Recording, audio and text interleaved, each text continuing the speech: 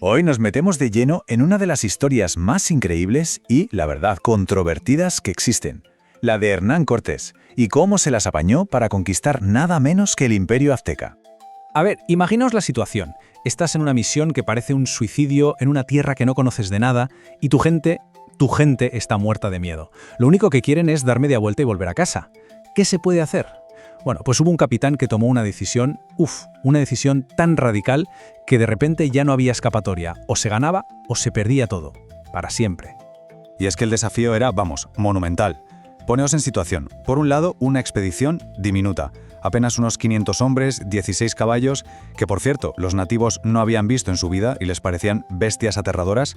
Y en el otro lado, ¿qué había? Pues un imperio entero, una civilización de millones de personas. La desproporción era brutal.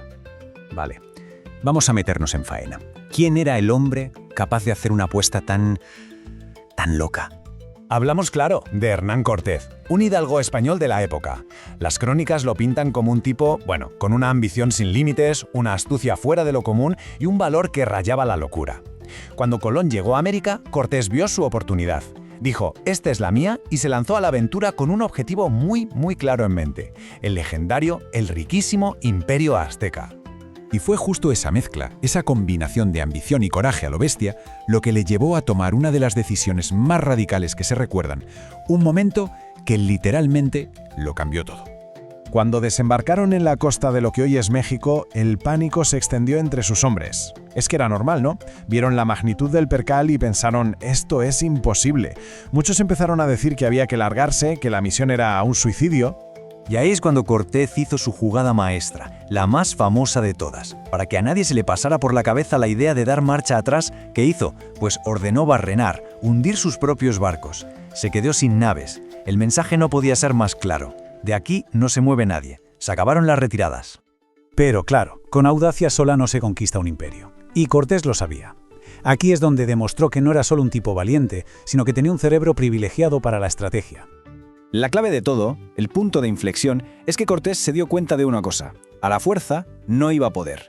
Vio que muchísimos pueblos de la zona odiaban a muerte a los aztecas porque los tenían sometidos con tributos y guerras. Y ahí, en ese odio, vio su oportunidad. No en la batalla, sino en la política. Su plan fue brillante. ¿Qué hizo? Primero, identificar a todos los enemigos de los aztecas. Segundo, encontrar a alguien que le ayudara a entender todo ese lío cultural y político. Y tercero, con esa ayuda, empezó a forjar alianzas. ¿El resultado? Su pequeño grupo de españoles pasó de ser una fuerza de invasión a ser la chispa que encendió una rebelión a gran escala. Y esa figura clave, esa pieza fundamental del puzzle, fue una mujer, la Malinche, a la que también llamaron Doña Marina. Y ojo, no era solo una traductora, ¿qué va? Era mucho más. Entendía perfectamente la cultura, las alianzas, los odios entre los pueblos. Fue la consejera principal de Cortés, la que le decía, habla con estos, cuidado con aquellos. De hecho, muchísimos historiadores están de acuerdo en una cosa: sin la Malinche, la conquista sencillamente no habría ocurrido.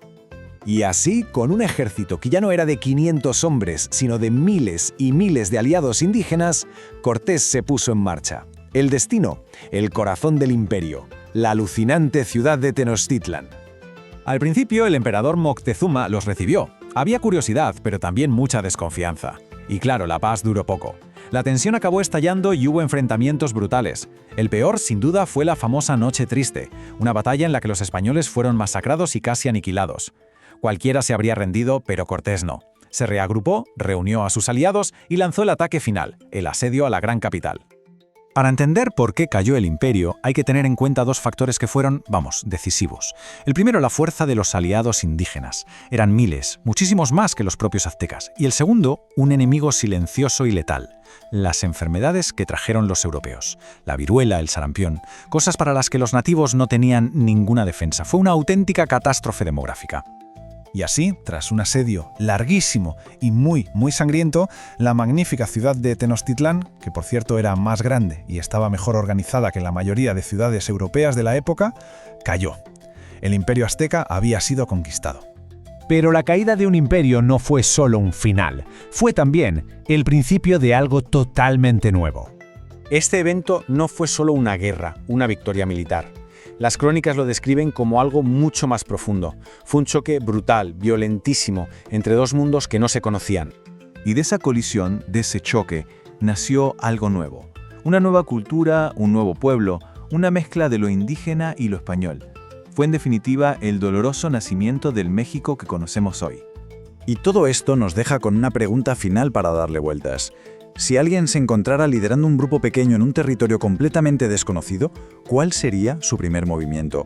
¿Buscaría alianzas? ¿Se dedicaría a explorar y reconocer el terreno en secreto o haría una demostración de fuerza para que le respetaran desde el principio? La historia de Cortés, desde luego, nos enseña las consecuencias de elegir uno de esos caminos.